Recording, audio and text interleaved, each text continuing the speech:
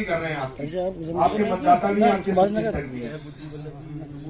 शीला जी भी, अश्वनी सिद्धार्थ भी मेरे हस्बैंड के दोस्त भी हैं और इन्होंने मेरे हस्बैंड ने साथ ही पढ़ा और बचपन से हम बहुत यही गजराज जी हैं तो बस गणेश जी के वो हैं, आप समझ सकते हैं सर। अब सभी इतने लोगों का जगन्नाथ पेंटर जी रामनगर से, कल्पना पटवाल जी। मैंने यार मुझे फोन क्या करना, उनका फोन आ जाएगा और नाम भी अभी मुझे भूल गया हूँ जिसमें तो, लेकिन वो सारे लोग अपने मन से उन्होंने मुझे बताया भी नहीं कि हम तेरा समर्थन कर रहे हैं, लेकिन वो समर्थन में लगे हुए थे। और जब मैं जाता था किसी भी वहां, वो कांग्रेस में भी थे, वो बसपा में भी थे, कई अलग अलग दलों में थे, लेकिन जब मेरा नाम अनाउंस हुआ तो उन्होंने अपने नेताओं से कहा भी देखो ऐसा है कि अगर आप परेशान करेंगे तो हम पार्टी छोड़ देंगे, लेकिन इस चुनाव में हम गजराज भाई के साथ हैं, आप हमें परेशान मत करो। ऐसे बहुत सारे लोग थे। और मैं जब जाता था वो कहते अरे यार कर रहे तेरा, तू अपना काम कर, हम कर रहे तेरा, भाई इतना ही बात करते थे मुझसे।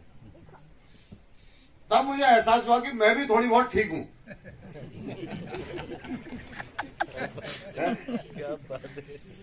और मुझे लगा कि वास्तव में मैं थोड़ा बहुत, जो मेरे माँ बाप ने मुझे संस्कार दिए, मेरी माँ ने, मेरे पिताजी ने, वो मुझे लगा कि वो संस्कार ठीक थे, इसलिए जो 30-35 साल से मेरे मित्र हैं आज भी मेरे साथ जुड़े हुए हैं और मैं निसंकोच। क्या बात, बकायदा एक जो उनके इतने कट्टर समर्थक थे कि उन्होंने मतलब बहुत बड़ा काम भी किया, वो समाज में नहीं कह सकते, मेरे खिलाफ छात्र संघ जीवन में। तो उनका मुझे फोन आया, बोले गज्जू भाई बात सुनो, मैंने बताओ हमें आपका समर्थन करना है। तो मुझे लगा लड़कपन में मजे नहीं लेते, तो मैं यार मुझसे मजे ले रहा, क्योंकि वो इतना, वो थिंक टैंक थे दूसरे दल का, छात्र संघ जीवन में। मैं विद्यार्थी परिषद थे, वो यूथ कांग्रेस के हुआ करते थे। तो मैंने यार क्यों मजे ले रहा हूँ, तो मैंने उनको डांट दिया। लेकिन दूसरे दिन तीसरे दिन जब 2-3 बार फोन आए, फिर मैं थोड़ा गंभीर हुआ उनके प्रति। मैंने कहा बात सुनो, तुमसे मिलना है। जब मैं मिलने गया तो बोले यार ऐसा है कि इस वक्त चुनाव है, कुछ बात नहीं करनी है, लेकिन हमने इन 30 वर्षों में कॉलेज छोड़ने के बाद हमने बहुत अध्ययन किया है अपने नेता पर भी और आप पर भी। हम राजनीति में नहीं है, लेकिन हम आपको समझते हैं। उन्होंने कहा कि हम आपके साथ, और जैसा होता है दलों में होता है, बहुत सारे लोग साथ नहीं भी थे भी, बहुत कुछ हुआ, बहुत संघर्ष हुआ। और ऐसा लगता था जैसे उन्होंने अभी कहा, वास्तव में नेहा ने मन की बात कही और जो वहां की परिस्थितियां थी उनके अनुसार उन्होंने बात की। और वास्तव में ऐसा लगता था जो हमारे विपक्ष थे कांग्रेस के, और हमारे भी कई सीनियर लीडर थे, उनको लगता था मैं 10-15 हजार वोट से चुनाव हार जाऊंगा, 10-15 हजार से। ऐसा एक माहौल क्रिएट किया गया था। लेकिन जब मैं मोड़ पे मुड़ा, मैंने भट्टी से कहा मैं चुनाव क्यों जीता हूं, आज मैं आपको समझाऊंगा, आप चलो मेरे साथ। तो इससे ये जो प्रेम है, ये जो स्नेह, ये जो लोग लगते हैं इस तरीके से, उनका क्योंकि स्वार्थ तो होता नहीं है। जो दल में होता है वो मेरे दल में हो, दूसरे दल में हो, वो अपने कोई पदाधिकारी बनना चाहता है, कोई कुछ बनना चाहता है, वो 100% अपना नहीं दे पाते। लेकिन जो मित्रता के नाते लगता है वो 100% अपना दे देता है। और मैं वास्तव में चुनाव जो जीता हूं, ये जो मेरी मित्रता रही है 30-35 वर्षों की, इस सब के कारण ही चुनाव जीता, ये मुझे एहसास है इस बात में। अब वो परिस्थितियां मैं आप सब लोगों के सामने नहीं रखना चाहता, वो हमारे चुनाव की राजनीतिक परिस्थितियां हैं, अलग अलग चीजें हैं।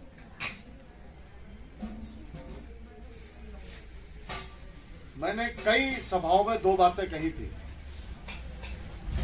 मतलब कई क्या, मैंने लगभग सभी सभाओं में 2 बातें मैं उनसे वादा करके आया हूं। जो जिन्होंने हल्द्वानी में मेरे भाषण सुने होंगे उनसे भी मैंने कहा। मैंने उनसे 2 बात, पहली बात मैंने कही थी कि मैं 35-36 वर्षों से सामाजिक जीवन में हूं, और मैं राजनीति में जिसे पावर हाउस कहते हैं, उस पावर हाउस में भी रहा हूं, मैं मिनिस्टर भी रहा हूं, और मैं भारतीय जनता पार्टी के सभी उन पदों पर रहा हूं जिन पदों को लोग पाना चाहते हैं। एक अगर मैं अध्यक्ष छोड़ दूं स्टेट प्रेसिडेंट बीजेपी का, बाकी सारे पदों पे मैं रहा हूं, बहुत बढ़िया। और स्टेट प्रेसिडेंट में यूथ का भी रहा हूं। लेकिन मुझे लगता है कि मैं इन 35-36 वर्षों के सामाजिक जीवन में अपने को सफेद कुर्ते की तरह सफेद निकाल कर लाया, ये मैंने लोगों से कहा था। और दूसरा, मैंने उनको वादा किया है हल्द्वानी की जनता को कि मेयर बनने के बाद भी मैं आपके सर को झुकने नहीं दूंगा, ये मैंने उनसे वादा किया। और आप सबके सामने भी ये पवित्र स्थान है जहां से मैं समझता हूं कि हजारों लाखों लोग अपने जीवन को बचाने का काम करते हैं। और मुझे भी शुगर हो गई थी एक बार और मैं शुगर की दवाई ले गया तो 3 महीने में ठीक हो गया, और अभी ठीक चल रहा है मामला। बहुत बढ़िया, बहुत बढ़िया। तो जबकि मैं पहली बार जब इस संस्थान में आया, मैं आज बात बता रहा हूं आपको, तो मुझे नहीं पता था वैद्य कौन है। एक बागपत के हमारे संगठन मंत्री रहे मनोज कुमार, वो हमारे बीजेपी के बड़े नेता थे लोकसभा के, तो उन्होंने मुझसे कहा पौलगढ़ चलना है और गाड़ी आपकी गाड़ी में चलना है, वैद्य जी से दवाई लानी है। मैं उनके साथ आ गया, मुझे जानकारी नहीं थी। अब हम ठीक है, हम छात्र संघ में थे, साथ में थे, मित्रता थी, सब कुछ था, लेकिन भंडारी जी वैद्य भी बन गए ये मुझे जानकारी नहीं थी। पत्रकार बन गए तो पता था मुझे एक बार। तो मैं आया, मैंने कहा भाई बताओ, तो भंडारी जी, अरे मैंने कहा यार बैठो बैठो भंडारी जी। मैं इनसे बातचीत करने लगा, तो ये चाय बनाने के लिए उन्होंने चाय कहने के लिए बाहर गए, तो मैं मनोमय यार वो वैद्य जी से तो मिलवाओ, कौन है? अरे हमने कहा यही तो है। फिर मैं चुप हो गया, अच्छा यही है। फिर मुझे अचंभा हुआ, और उन्होंने जो बातें बताई, मुझे लगता है आप लोग तो कम जानते हैं, यहाँ से लेके गाजियाबाद तक के लोग ज्यादा जानते हैं भंडारी जी को, जो मुझे लगता है दूर से। वो बागपत के रहने वाले हैं, और अपने लिए नहीं, किसी व्यक्ति ने उनसे कहा था कि वहाँ पौलगढ़ में वैद्य जी है, वहां पर जाना है, मेरी दवाई उनसे चलती है और आपको वहां से दवाई लानी है। फिर मुझे लगा कि वास्तव में चीजें होती हैं, और निश्चित रूप से जो आदरणीय भंडारी जी ने यहाँ पर काम किया है, और एक तो क्या थे उनके वो रिश्तेदार, अरे जो हमारे वहाँ एसपीसीडी रहे, क्या थे वो जगत राम जी, वो पाँव कटवाने जा रहे थे अपना, दोनों पैर कट रहे थे, दोनों पाँव कट रहे थे उनके, क्या नाम उनका, उनके बड़े भाई मतलब कुल शर्मा जी जॉन सार भावर के वो। तो मैंने उनका एसपीसीटी को मारा, साहब यहाँ कैसे? अरे बोले यार ये इनके पाँव कटने जा रहे थे, हम अचानक ले आए यहाँ, तो इनके पाँव ठीक हो गए। ये जो चमत्कार ही है मुझे लगता है। तो निश्चित रूप से भंडारी जी, आपको ईश्वरीय जो कृपा हुई है, मैं इसे ईश्वरीय कृपा मानता हूँ। मैं अपने चुनाव को भी ईश्वरीय कृपा मानता हूँ। मैं क्योंकि 19 तारीख तक, 19 दिसंबर तक मेरा इरादा मेयर बनने का नहीं था। मैं 2002 से लगातार कालोडूंगी विधानसभा का टिकट मांगता हूँ, नहीं मिलता है, फिर मैं भगत जी को चुनाव लड़ाता हूँ। 2002 से मेरा ये एक क्रम बना हुआ है।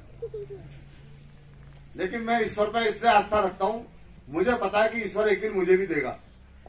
मैं कई बार उदाहरण देता हूं कि जो एथलीट होता है, एथलीट, उसे एक बार फर्स्ट जरूर आना है, लेकिन आएगा तभी जब 7 दिन दौड़ते रहे। अब पता चला ईश्वर ने तय किया बुधवार को तुझे फर्स्ट आना, हो, दौड़ा ही नहीं। तो मैं लगातार दौड़ता हूं, बहुत बढ़िया, तो दौड़ते रहता हूँ। मुझे लगा, मुझे पता है कि एक दिन ईश्वर कहेगा तो एक दिन फर्स्ट आएगा। तो 19 तारीख की रात को मुझे 6 बजे कहा ईश्वर ने कि तुझे फर्स्ट आना है, 19 दिसंबर की। मेरे बिल्कुल, मैं आपके सामने स्वीकार कर रहा हूँ कि मेरा कोई इरादा मेयर बनने का नहीं था, और न कभी मैंने अपने सपने में सोचा था कि मैं मेयर भी बन सकता हूँ, क्योंकि मैंने कभी जीवन में टिकट ही नहीं मांगा मेयर का। मेरी 2 ही अभिलाषाएं थी कि मैं यूथ का अध्यक्ष बना था बीजेपी का, मैं चाहता था बीजेपी का प्रदेश अध्यक्ष बनूं एक बार, और एक बार विधायक का चुनाव लड़ूं। ये 2 अभिलाषाएं मेरी थी, इसके अलावा कोई अपनी अभिलाषा नहीं। लेकिन 19 तारीख की शाम को 6 बजे ये विजय मंडाल वगैरह आए, इन्होंने गाली गलौज करी, तो ये नहीं करता, वो नहीं करता, ऐसा नहीं करता, वैसा नहीं करता। मेरा तो पर्यवेक्षक राजेश भाई आने वाले थे 21 तारीख को, तो 20 को तय किया मैंने, चलो पर्यवेक्षक के पास जाएंगे, देखी जाएगी जो होगा। तो 21 को मैं इनके पास पहुंच गया। तो 21 को जब पहुंचा तो वहां लगभग 130 लोगों का वो होना था साक्षात्कार कि आप किसको चाहते हैं। तो उसमें से मुझे लगता है कि 119 या 20 लोगों ने कहा कि हम गजराज सिंह को चाहते हैं। और मैं पिछले 20 साल से कहते रह गया उनसे मुझे चाहो, कभी नहीं चाहो। और इस बार एक बार नहीं कहा मैंने उनसे मुझे चाहो। वो अपना भी करने लगे, नहीं गजराज सिंह को चाहता है, तब मैं कह रहा हूं कि ईश्वरी कृपा है, ईश्वर कहीं है, क्योंकि हम भारत के लोग हैं, हम भारत की संस्कृति को जानते हैं, भारत में ईश्वर आस्था चलती है। तो निश्चित रूप से ईश्वरी कृपा है मुझ पर भी और आदरणीय भंडारी जी पर। और मैं समझता हूं कि जब ईश्वरी कृपा हो तो हमारे पहाड़ में भी कहते हैं ना, पता नहीं यहाँ समझ में आएगी नहीं आएगी, कि जो व्यक्ति दिल से ईश्वर को याद करके किसी का कह भी दे भला हो जाए, तो निश्चित रूप से उस पुरुष का भला ही हो जाता है। ये गारंटी है इस बात, क्योंकि ये देवभूमि है।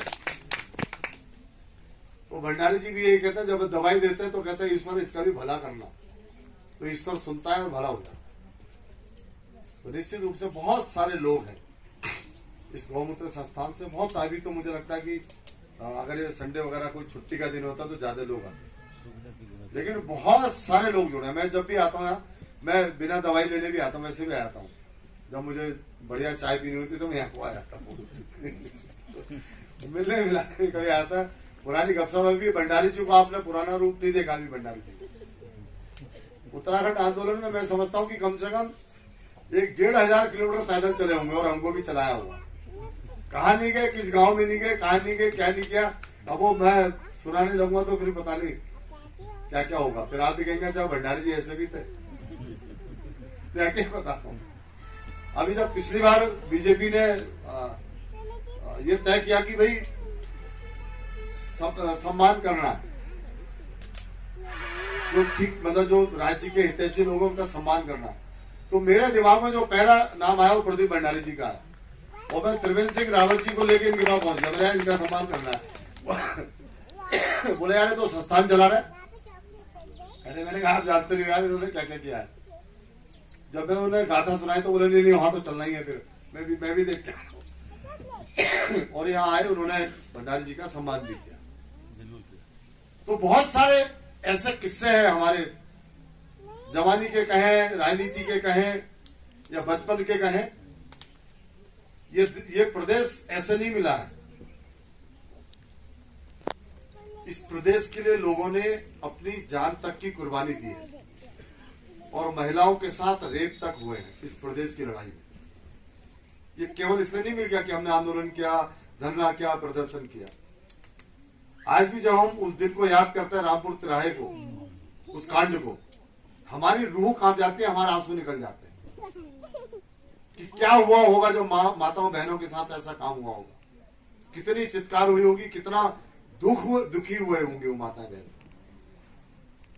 जो नए लोग हैं उसको एहसास भी नहीं कर सकते, वो नहीं कर सकते एहसास, क्योंकि उनके साथ हुआ ही नहीं है। हमारी जो नई बेटियां, उनको नहीं पता कि हमारी माताओं बहनों ने कितना त्याग किया है इस प्रदेश को पाने के लिए। ये प्रदेश केवल सचकर नहीं मिला, ठीक है अटल जी ने बनाया होगा, लेकिन इस प्रदेश को पाने के लिए यहाँ की माताओं बहनों ने अपनी इज्जत तक दांव पर लगाई है। मैं आपको बताना चाहता हूं, जब मसूरी गोली कांड होता है, खटीमा गोली कांड होता है, युवा मारे जाते हैं, गोलियां चलती हैं। मुझे आज भी अच्छी तरह याद है जब हम मुख्यमंत्री मुलायम सिंह जी आए थे पीपल्स कॉलेज में हल्द्वानी में। हम हो गए, मंडाल जी हो गए, दीवान जी हो गए, 8-10 लड़के और हो गए हल्द्वानी के। तिलक राज बेड़ जो आज कांग्रेस में है, संकोच नहीं है मुझे उनका नाम लेने में। तिलक राज बेड़ जो विधायक थे और विधायक हैं और कांग्रेस में आज वो, हम सब लोग जब उनकी सभा में पहुंचते हैं उनका विरोध करने, तो इस भारत का पहला नेता होगा मुलायम सिंह, जिसने जब हमने उन्हें काले झंडे दिखाए तो मंच से बोले मारो सालों को। इतनी विकट परिस्थितियां थी कि हम केवल अंडरवियर में बाहर आए, इतना पीटा गया हमें, पुलिस के द्वारा नहीं, जनता के द्वारा, वो समाजवादी पार्टी के गुंडों के द्वारा इतना मारा गया हमें। तिलकराज बेड़ 15 दिन हॉस्पिटल एडमिट रहे। हम जरा तंदुरुस्त, मतलब छोटे थे, उम्र के छरारे थे, तो 3-4 दिन में बाहर आए। तिलकराज बेड़ 15 दिन हॉस्पिटल में एडमिट रहा। इतना मारा गया, इतना, मतलब हम लोग पहचाने नहीं गए कि हम गजराज सिंह है कोई और, इतना फूल गए सूजन के मारे। तिलकराज भेड़ का कम से कम ऐसा होता 30 किलो वजन बढ़ गया, इतना सूझ गए वो आदमी। इतनी दहशत में ये राज्य बना है। इतनी दहशत के बाद मेरा आप सब लोगों से निवेदन है कि हम सब लोग इस राज्य के निवासी हैं, ये राज्य हमारा है। इस राज्य की सेवा करना, इस राज्य की चिंता करना, ये राज्य ठीक बने, ये राज्य ठीक चले, ये हम सबकी चिंता होनी चाहिए। हम जैसे अपने परिवार की चिंता करते हैं, हमारा परिवार ठीक रहे, सब कुछ ठीक रहे। मुझे, क्योंकि मैं जिस दल से आता हूं उसके संस्थापक अध्यक्ष पंडित दीनदयाल जी रहे। उन्होंने एक बात कही थी कि देश तभी विकसित कहलाएगा जिस दिन सबसे जो गरीब आदमी है, जो सबसे अंतिम छोर में जो खड़ा है व्यक्ति, जिस दिन उसका विकास हो जाएगा तब लगेगा कि देश विकसित हो रहा है या देश प्रगति कर रहा है। उन्होंने कहा कि 10-20 लोगों के सेठ होने से, 10-20 लोगों के करोड़पति अरबपति होने से देश विकसित नहीं हो सकता। उन्होंने कहा कि जब तक देश का अंतिम छोर का व्यक्ति रोटी से, कपड़े से, मकान से सुसज्जित नहीं हो जाता, तब तक देश विकसित नहीं हो सकता, नहीं कहलाया जा सकता। तो मैं उस दल से आता हूं। ये चुनाव जो हल्द्वानी का हुआ, इसमें मुझ पर बहुत सारे आरोप भी लगे, क्योंकि आप विद्वान लोग हैं, विद्वत लोग हैं। मुझ पर आरोप लगा कि आप धर्म की राजनीति करते हैं। मैं आप सबके सामने, क्योंकि भंडारी जी बैठे हुए, इस बात को भी क्लियर करना था। हमने कभी धर्म का सहारा नहीं लिया राजनीति के लिए। हाँ, धर्म की राजनीति की है, राजनीति में हमने धर्म को माना है। मैं व्यक्तिगत रूप से इस बात को कह रहा हूं। मैं जब राजनीति करता हूं तो मैं अपनी धर्म संस्कृति को मानकर और उसके जो पदचिन्ह है उस पर चलकर राजनीति को करता हूं। मैं कभी आसुरी राजनीति नहीं करना चाहता। जो हमारे पूर्वजों ने सिखाया, जिस राजनीति को, जिस संस्कृति को हमारे पूर्वजों ने हमको दिया है, मैं उस संस्कृति पे चलना चाहता हूं। उसको आप आरोप लगाएं या न लगाएं, फिर आपका विषय। मुझ पर आरोप लगे कि हम हिंदू और मुसलमान की बात करते, ये बार बार कांग्रेस ने कहा, लेकिन मैं आपको क्लियर करना चाहता हूं। हमने एक बात कही है हल्द्वानी में, हमने कहा है कि जो हल्द्वानी के विकास को नहीं चाहता या जो हल्द्वानी को दंगाग्रस्त बनाना चाहता है या हल्द्वानी को जो बिगाड़ना चाहता है, हमने कहा उस व्यक्ति का वोट हमको नहीं चाहिए।